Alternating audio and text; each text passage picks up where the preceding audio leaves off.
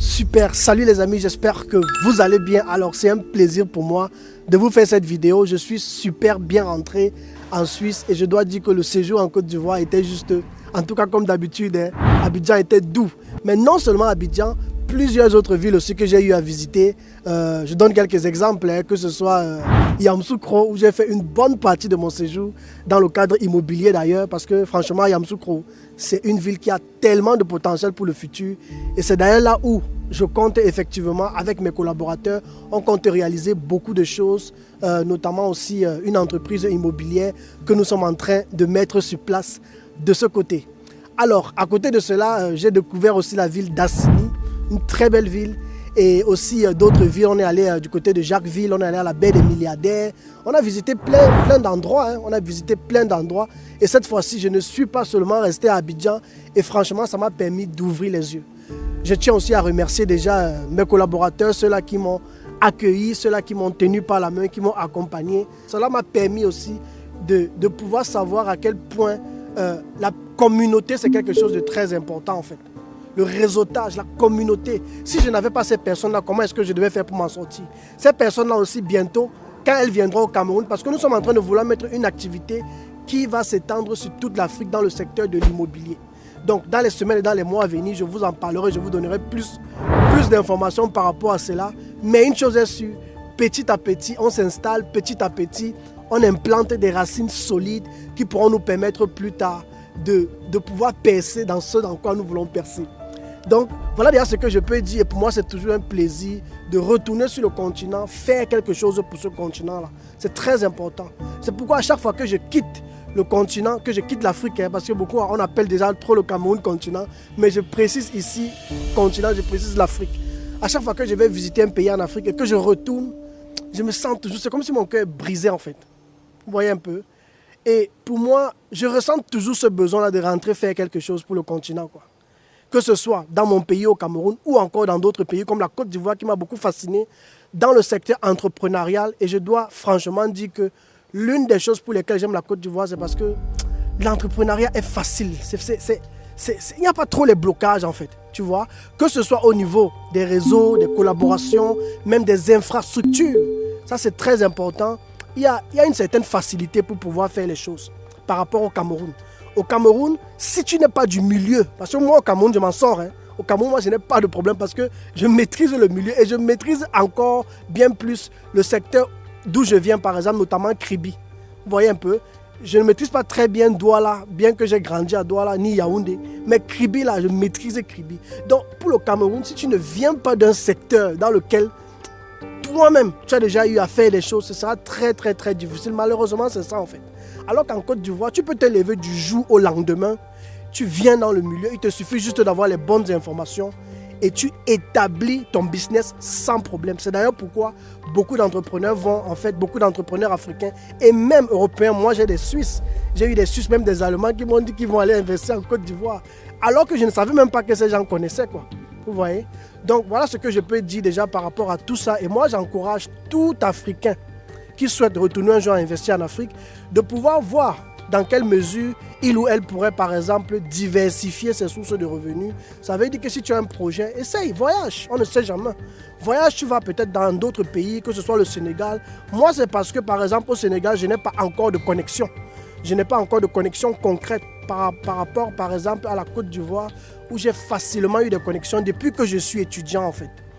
J'ai eu des camarades, j'ai eu des amis ivoiriens et tout, qui m'ont facilité la capacité de pouvoir y aller et de pouvoir aller visiter en fait. Et c'est ça qui m'a permis de pouvoir découvrir le pays. Donc, voilà un peu ce que je veux dire. Et je tiens aussi déjà à remercier tous les Ivoiriens que j'ai rencontrés durant mon séjour, que ce soit dans l'aspect touristique, dans l'aspect restaurant, dans l'aspect divertissement, tous ceux qui m'ont apporté un plus. Franchement, je tiens à vous dire merci. J'ai franchement aimé le séjour là-bas. Alors, je voulais simplement profiter dans cette vidéo pour vous partager en fait les secteurs pour moi les plus rentables en Côte d'Ivoire. Vous savez, il y a la CAN qui arrive bientôt et franchement, si tu es un entrepreneur, un investisseur, tu cherches des opportunités en Côte d'Ivoire, surtout par rapport à la CAN qui arrive, suis bien cette vidéo jusqu'à la fin parce que je vais vous partager. J'ai fait le tour, j'ai fait le tour de plusieurs villes et je dois déjà dire que le pays est chaud par rapport à la CAN. C'est vrai que dernièrement, il y a eu, je ne vais pas entrer dans cette polémique du stade, de ce qui s'est passé dans le stade. Mais moi, vous savez, je ne suis pas dans les clashs.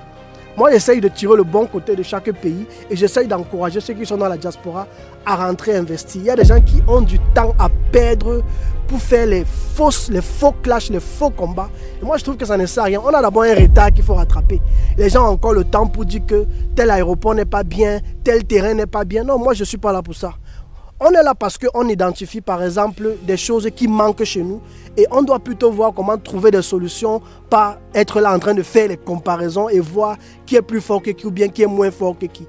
Plutôt identifier les choses qui manquent et voir comment est-ce que, surtout pour vous qui êtes dans la diaspora, moi j'ai vu tellement de choses en Afrique qu'on peut améliorer, tout simplement parce que je vais au Cameroun, je vais ici, je vais là-bas. Le fait de faire plusieurs pays, ça me permet d'identifier plein de choses dans lesquelles je me dis waouh.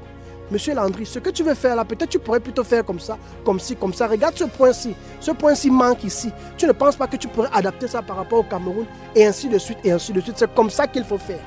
Donc, je vais vous partager rapidement, je pourrais dire 5 secteurs ou bien 6. On verra si je peux parler du 6e parce que le 6e aussi est important.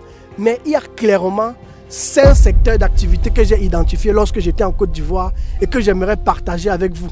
Ce sont des secteurs dans lesquels, si tu veux un jour aller investir en Côte d'Ivoire, si tu veux un jour aller t'installer et tu cherches à générer des sources de revenus, tu as de l'argent, mais tu ne sais pas dans quel domaine, considère ces domaines-là que je vais te partager maintenant dans cette vidéo. Alors, le premier domaine dans lequel tu ne dois pas hésiter à investir en Côte d'Ivoire, on ne va plus le répéter, c'est tellement connu. L'immobilier. L'immobilier en Côte d'Ivoire, mon frère. Hey, c'est les maisons que tu veux voir. Je commence seulement dans le domaine de la construction. Il n'y a pas un endroit, je vais parler d'Abidjan, mais je vais parler aussi ailleurs. Je vais parler de Yamoussoukro, je vais parler de Jacquesville, je vais parler de... On était encore où? On était dans plusieurs villes. Je ne sais pas dans quelle ville je suis parti, où je n'ai pas vu des offres de programmes. Tu vas quelque part, par exemple, on te parle programme de 20 logements, programme de 120 logements, programme de 220 logements, où on te dit par exemple que tu vas investir, je ne sais pas trop, 20 millions, 30 millions, 40 millions sur une période de 5 ans, 10 ans, 15 ans, allant jusqu'à 20 ans même parfois. Vous voyez un peu, il y a tellement de programmes immobiliers dans toutes les villes, mon frère.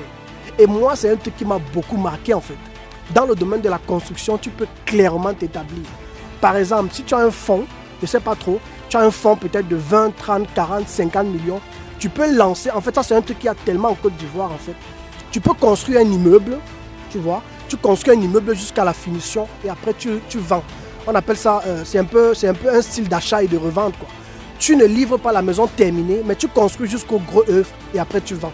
Le client lui-même s'occupe des finitions. Ça c'est un truc que j'ai tellement vu et c'est tout le monde qui se lance dedans. Et pour moi je me suis dit que mais pourquoi il y a tellement de gens dedans comme ça? Est-ce qu'il y aura encore de la place pour les autres? Mais quand tu vois la demande, tu comprends juste que la demande est tellement élevée par rapport à l'offre en fait. Vous voyez? Et c'est la raison pour laquelle pour moi c'est clairement un secteur rentable. À côté de cela, il y a le secteur des appartements meublés. Ce qui m'a marqué en Côte d'Ivoire, c'est que il y a tellement de concurrence dans les appartements meublés. En fait, c'est tout le monde qui fait dans les appartements meublés que la plupart des personnes ne s'appliquent plus. Je pense que je l'avais partagé dans une de mes vidéos pour ceux qui l'avaient suivi, des choses qui m'avaient un peu déçu dans le service client. Et ça, c'est un truc qu'on vit partout et même en Afrique.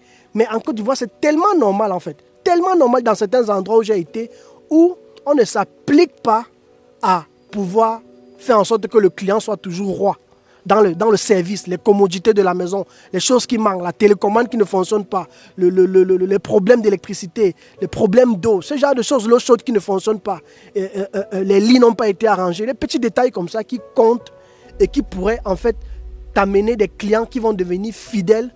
Beaucoup négligent simplement ça quoi. Un autre point aussi que j'ai pu voir, c'est que peu importe qui tu es, tu peux avoir la possibilité d'aller surlouer des appartements et les mettre toi-même sur Airbnb. Mais là, tu t'entends juste avec le propriétaire, tu lui dis clairement ce que tu veux faire. Parce que le problème, c'est que beaucoup veulent souvent jongler et ils louent l'appartement et puis par derrière, ils font de la location saisonnière, quoi, sans informer le propriétaire. Et c'est ça qui crée les problèmes. Mais en Côte d'Ivoire, je me suis rendu compte qu'il y a tellement de personnes, il y a tellement de bailleurs, en fait, si je pourrais le dire comme ça, bien de propriétaires, qui sont ouverts à ce style de business-là, quoi. J'ai essayé ça aussi au Cameroun, mais je me suis rendu compte que beaucoup de propriétaires étaient toujours un peu réticents par rapport à ça. Pourtant, en Côte d'Ivoire, les gens sont très ouverts par rapport à ce style de business. Et moi, je pense qu'avec la canne qui arrive, tu n'as pas besoin de rentrer construire.